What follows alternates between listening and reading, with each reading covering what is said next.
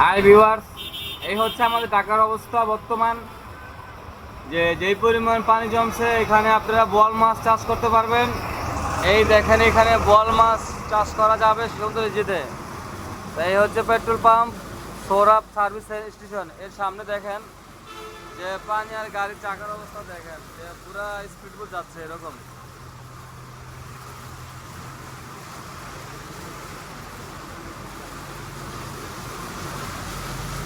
তো আজকে খুব সকালে আমরা যাচ্ছি স্টুডেন্ট আনার জন্য। তো যাওয়ার পথে দেখেন যে বর্তমান মানুষের হাঁটার রাস্তা মতো ডুবে গেছে, এরকম দেখেন অবস্থা। এখানে বোয়াল মাছ, মাগুর মাছ, পাঙ্কাস মাছ চাইলে আপনি চাষ করতে পারবেন।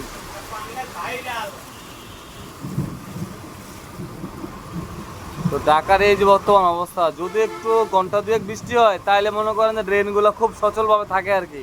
তারপর মানে পানি দেখলে বোঝা যাচ্ছে যে কি পরিমাণ সচল থাকে। এই দেখেন বর্তমান অবস্থা।